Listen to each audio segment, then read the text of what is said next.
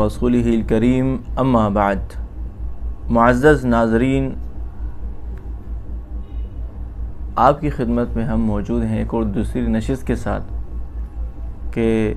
جس میں ہم سیرت مصطفیٰ کے جو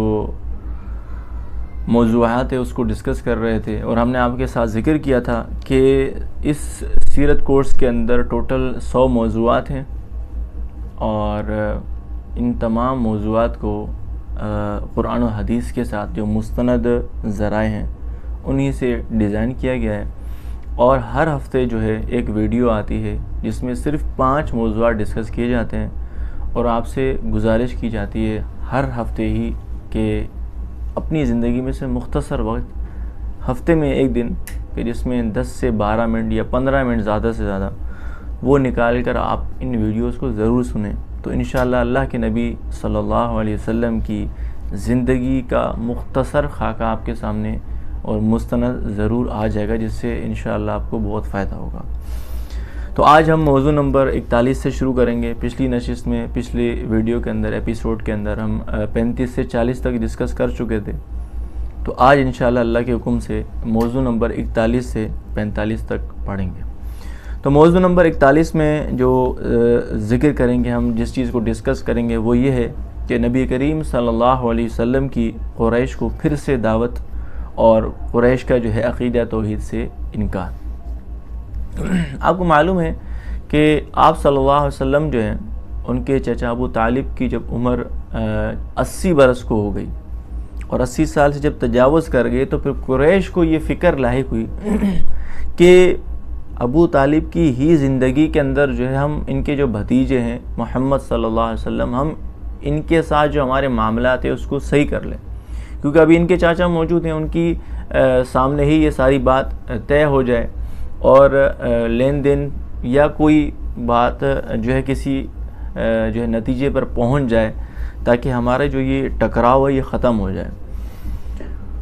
اور پھر جو ہے وہ ہمیں ہمارے دین پر چھوڑ دیں اور ہم ان کو ان کے دین پر چھوڑ دیں، اور آپس میں جو ہے دست و گریباں نہ ہوں۔ تو پھر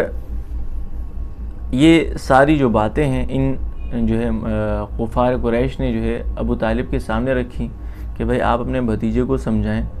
اور ان کو بتائیں کہ بھائی ہمارے بتوں کو برا بلا نہ کرا کرے، اور اگر کوئی ان کی طرف سے کوئی پیشکش ہے تو وہ ہم ان کی پیشکش پوری کر دیتے ہیں۔ تو ابو طالب نے جو ہے آپ صلی اللہ علیہ وسلم کو بلایا اور ان کے مطالبے جو تھے وہ ان کے بارے میں ان کو بتایا، تو آپ صلی اللہ علیہ وسلم نے پھر سے ان کے سامنے وہی دین اسلام کی دعوت رکھی کہ لا الہ الا اللہ کا اقرار کر لو، اسی ہی کے اندر کامیابی ہے اور اسی کے اندر آپ کے لیے بھی عزت ہے۔ اور پھر جو ان کو یہ بھی بتایا کہ قریش کو کہ اگر آپ ایمان لے آتے ہیں، اسلام اختیار کر لیتے ہیں، تو اللہ رب العزت اس اسلام کی بنیاد پر، اس ایمان کی بنیاد پر آپ کو عرب اور عجم دونوں کا حاکم بنا دیں گے۔ لیکن مشرکین نے اس بات کو رد کیا اور برا بھلا کہہ کر وہاں سے اس مجلس سے اٹھ کر چلے گئے۔ یہ تمام باتوں کا جو تذکرہ ہے اللہ تعالیٰ نے سورہ صاد کے اندر ذکر کیا ہے۔ میں اس کی جو چند آیات ہیں اور انہوں نے جو تعجب کیا تھا اور انکار جو کیا تھا اس کو سورہ صاد میں کس طریقے سے ذکر کیا، میں آپ کے سامنے آیت پڑھ دیتا ہوں۔ اعوذ باللہ من الشیطان الرجیم، بسم اللہ الرحمن الرحیم، صاد والقرآن ذی الذکر، بل الذین کفروا فی عزت وشقاق، کم اہلکنا من قبلہم من قرن فنادوا ولا حین مناص وعجبوا ان جاءہم منذر منہم۔ ان کو تعجب ہوا کہ یہ ڈرانے والا ہماری ہی قوم میں سے کیسے آ گیا یہ۔ وقال الکافرون ھذا ساحر کذاب، نعوذ باللہ من ذلک۔ اور پھر کیا کہنے لگے، اجعل الآلہۃ الہا واحدا، یہ کیسا بندہ ہے کہ یہ ہم نے جو اتنے سارے معبودان باطلہ جو ہم نے معبود بنا رکھے ہیں، یہ ان تمام جو معبودوں کو غلط کہہ رہا اور کہہ رہا کہ صرف ایک خدا کی پیروی کرو، ایک ہی معبود مانو۔ ان ھذا لشیء عجاب۔ اور پھر جو یہ چل پڑے اور وہاں سے تعجب کا اظہار کر کے جو اٹھے اور اپنے جو متعلقین تھے، جو ان کو ساتھ لے کر چل رہے تھے، جو ان کے پیروکار تھے، جو ان کو فالو کرتے تھے، ان کو بھی کہا کہ بھئی اپنی جگہ پہ قائم رہنا، اپنے دین اور مذہب کو چھوڑنا نہیں، یہ جو معبودوں کی تم پوجا کرتے ہو ان کی کرتے رہنا. تو اس کا تذکرہ پھر اللہ تعالیٰ نے ذکر کیا. وَانطَلَقَ الْمَلَأُ مِنْهُمْ أَنِ امْشُوا وَاصْبِرُوا عَلَىٰ آلِهَتِكُمْ إِنَّ هَذَا لَشَيْءٌ يُرَادُ. اللہ اکبر. تو یہ تمام چیزیں اللہ رب العزت نے اس سورہ صاد کے اندر ان رویے کو، اس رویے کے اس تعجب کو جو ہے اللہ تعالیٰ نے اس کا خاکہ سورہ صاد کے اندر کھینچا ہے. تو یہ تھا موضوع نمبر 41 کے جس کے اندر میں نے آپ سے یہ ذکر کیا کہ کفار قریش کی اللہ کے نبی صلی اللہ علیہ وسلم کی دعوت کو ٹھکرانا اور ابو طالب کے ساتھ جو ہے کچھ معاملات کو طے کرنا کہ بھئی آپ اپنے بھتیجے کے ساتھ ہمارے معاملات کو طے کروا دیں تاکہ وہ ہمارے بتوں کو برا بلا نہ کہیں، اور ہم ان کے جس کو وہ معبود کہتے ہیں ہم ان کو بھی کچھ نہیں کہیں گے اور ان کے دین اسلام کے بارے میں بھی کوئی بری بات نہیں کہیں گے. لیکن اللہ کے نبی صلی اللہ علیہ وسلم نے پھر بالآخر وہی بات کہی کہ آپ لا الہ الا اللہ کہہ لو کہ اللہ کے سوا کوئی معبود نہیں. تو انہوں نے کیا کیا؟ ٹھکرایا اور تعجب کا اظہار کیا کہ آپ اتنے سارے معبودوں کو غلط کہہ رہے ہیں اور ہمیں آپ یہ کہہ رہے ہیں کہ تمام معبودوں کو چھوڑ کر ایک معبود کو مانے، یہ کیسے ہو سکتا ہے؟ حالانکہ رزق کا معبود الگ ہے، بارش دینے کا معبود الگ ہے، اولاد دینے والا معبود الگ ہے. تو یہ الگ الگ ہی ان کو، یہ جو کفار تھے ان کو یہ الگ الگ ہی سمجھ میں آ رہے ہیں، ان کو ایک معبود سمجھ میں نہیں آیا. تو لہٰذا یہ انکار کرتے ہوئے، رد کرتے ہوئے وہاں سے اٹھے اور اپنے متعلقین سے بھی یہ کہا کہ بھئی اپنے مذہب کے اوپر قائم رہنا. تو یہ موضوع نمبر 41 تھا. اب آتے ہیں موضوع نمبر 42 کی طرف، 42 موضوع نمبر کی طرف، کہ اس کے اندر جو ذکر کیا جائے گا وہ ہے عام الحزن. دیکھیں، عام کہتے ہیں سال کو اور حزن کہتے ہیں غم. عام الحزن کا کیا مطلب ہے؟ غم کا سال. اب اس کی جو وجہ تسمیہ کیا ہے؟ اس کو عام الحزن یعنی غم کا سال کیوں کہا جاتا ہے؟ اصل میں اس سال جو ہے دو غمناک جو ہے واقعات ہوئے تھے کہ جس کی بنیاد کے اوپر اس سال کو غمناک یعنی عام الحزن یعنی غم کا سال کہا جاتا ہے. یہ نبوت کا تقریباً 10واں ہی سال تھا. 10ویں سال کے اندر جب بائیکاٹ ختم ہوا تو بائیکاٹ کے ختم ہونے کے 6 ماہ کے بعد جو ہے 6 ماہ کا عرصہ گزرا تھا کہ رجب کے مہینے میں حضرت ابو طالب کا انتقال ہو گیا، اور پھر 3 دن کے بعد حضرت خدیجہ رضی اللہ تعالی عنہ کا بھی وصال ہو گیا، انتقال ہو گیا. تو یہ دونوں واقعات جو ہیں یہ فوراً ہوئے، اسی سال ہوئے. اور آپ کو معلوم ہے کہ حضرت ابو طالب جو ہیں یہ آپ صلی اللہ علیہ وسلم کے لیے کتنی بڑی ڈھال تھے، اور کفار و مشرکین کے مظالم سے جو ہے اللہ کے نبی صلی اللہ علیہ وسلم کی حفاظت فرمایا کرتے تھے.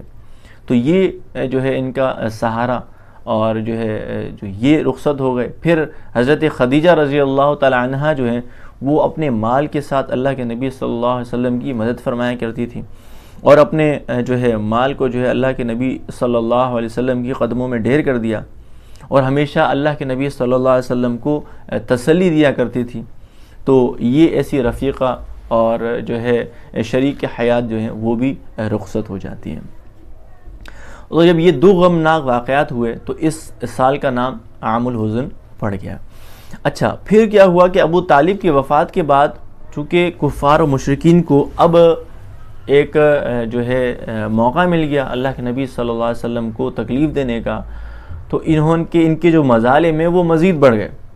اور بہت زیادہ ان کے جو ہے مظالم بڑھے، اور تمام مسلمانوں کو انہوں نے تنگ کرنا شروع کیا، اللہ کے نبی صلی اللہ علیہ وسلم کو تنگ کرنا شروع کیا. تو پھر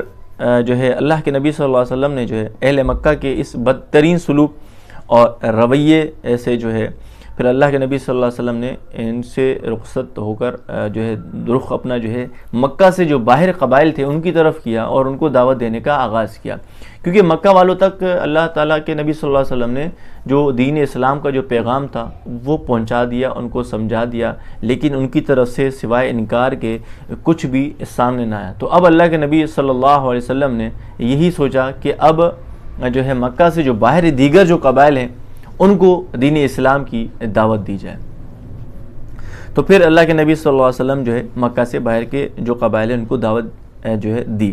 اچھا، یہ تھا موضوع نمبر 42 کے جس میں عام الحزن کا میں نے جو ہے مختصراً خاکہ آپ کے سامنے رکھا کہ عام الحزن یعنی غم کا سال. اور غم کا سال اس کو کیوں کہا جاتا ہے؟ کیونکہ اس سال جو ہے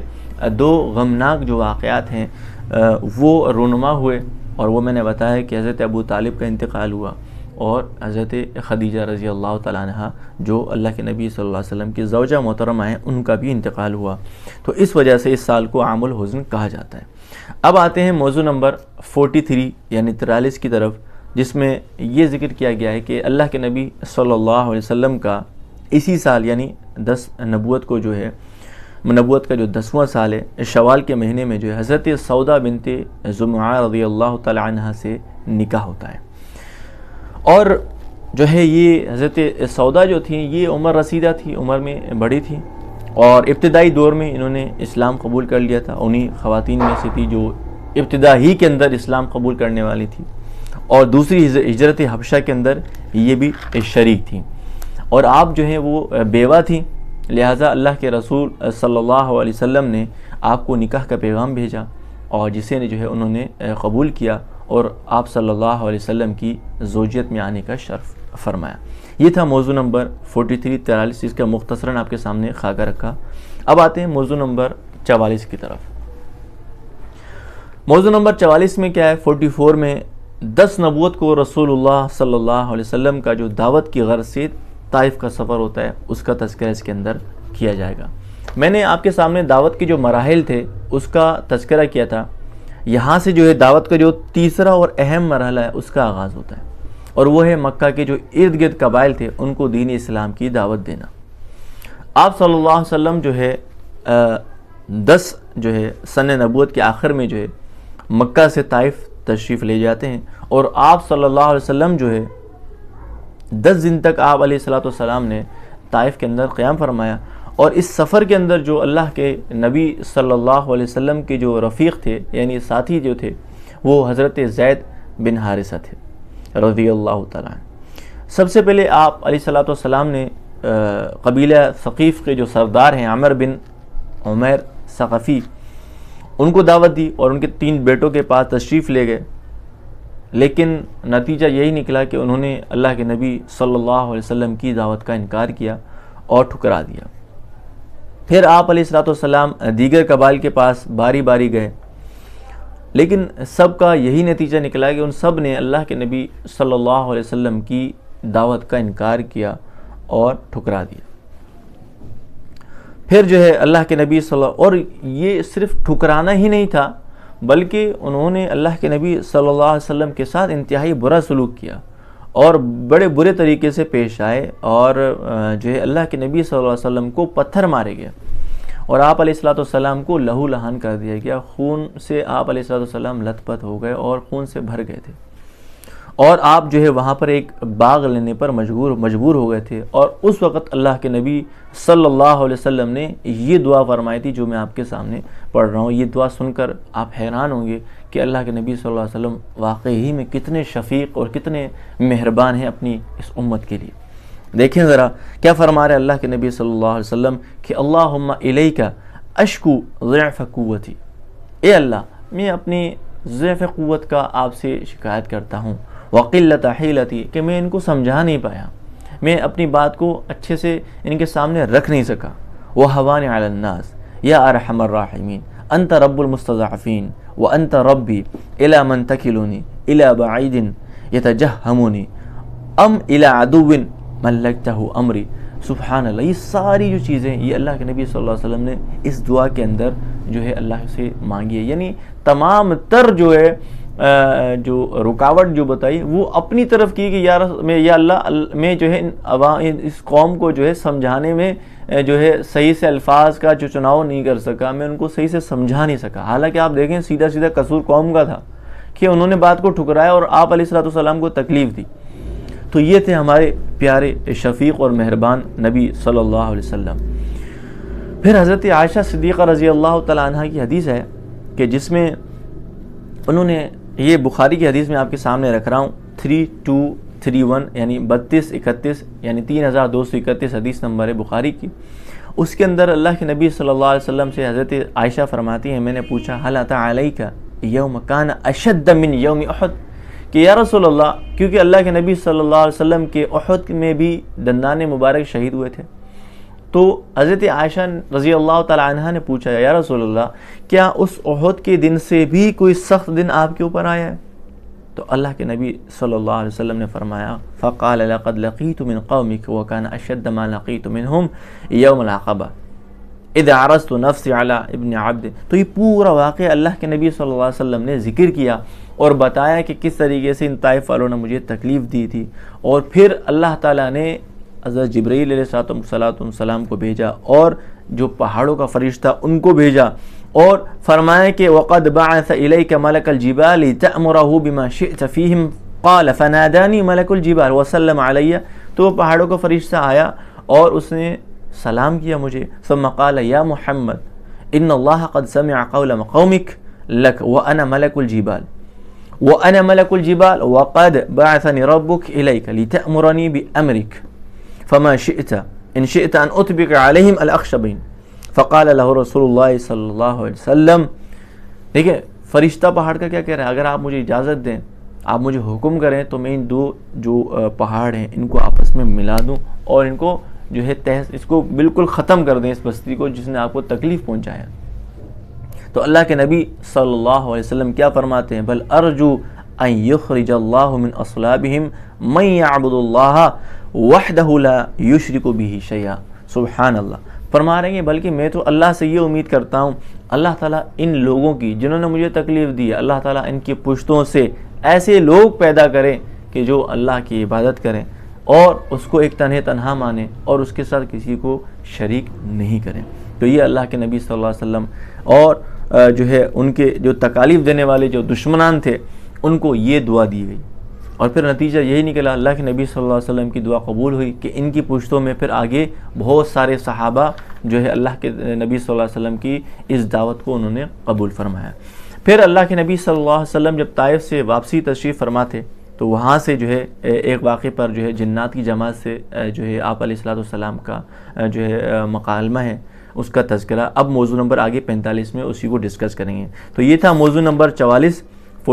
کہ جس میں اللہ کے نبی صلی اللہ علیہ وسلم نے طائف کا سفر کیا اور طائف والوں کو دعوت دی اور نتیجہ کیا نکلا آپ کے سامنے کہ تمام قبائل نے ٹھکرا دیا اور محض انکار نہیں کیا, رد نہیں کیا, بلکہ آپ علیہ السلام کو تکلیف دی, یہاں تک کہ اتنے پتھر مارے گئے کہ آپ علیہ السلام کو لہو لہان کیا گیا. اور پھر اللہ کے نبی صلی اللہ علیہ وسلم کا اس کے مقابلے میں رد عمل کیا تھا کہ اللہ کے نبی صلی اللہ علیہ وسلم نے ان کو بد دعا نہیں دی بلکہ ان کو سراپا دعائیں دی اور اللہ تعالیٰ سے اپنی ہی جو ہے بات کرنے میں, گفتگو کرنے میں, سمجھانے میں اسی کا اظہار کیا کہ یا اللہ میں ان کو سمجھا صحیح سے نہیں پایا, میں ان کو بات صحیح سے پہنچا نہیں پایا, میں اپنی قوت ضعف کا جو ہے اس کا اقرار کرتا ہوں. آپ جو ہے ان میں سے ایسے لوگ پیدا فرما دیں کہ ان کی پشتوں میں سے ایسے لوگ پیدا فرما دیں جو آپ کی عبادت کریں اور آپ کے ساتھ کسی کو شریک نہ کریں. تو یہ تھا اللہ کے نبی صلی اللہ علیہ وسلم کا عمل. اب آتے ہیں موضوع نمبر 45 میں کہ اللہ کے نبی صلی اللہ علیہ وسلم واپسی پر یعنی طائف سے واپسی پر وادی نخلا یہ ایک جگہ ہے, وہاں پر جو ہے قیام کیا اور پھر جنوں کی ایک جماعت جو ہے وہ وہاں پر آتی ہے اور ایمان لاتی ہے. اس سورہ جن میں اس کا تذکرہ ہے اور اس میں ہے اللہ تعالیٰ فرماتے ہیں بسم اللہ الرحمن الرحیم قل اوحی الی انہ استمع نفر من الجن کیا فقالوا انا سمعنا قرآنا عجبا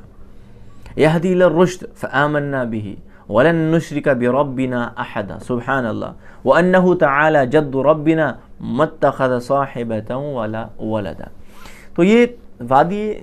جو ہے طائف سے واپسی پر آئے تشریف لا رہے تھے تو وادی نخلا پر جو ہے آپ علیہ السلام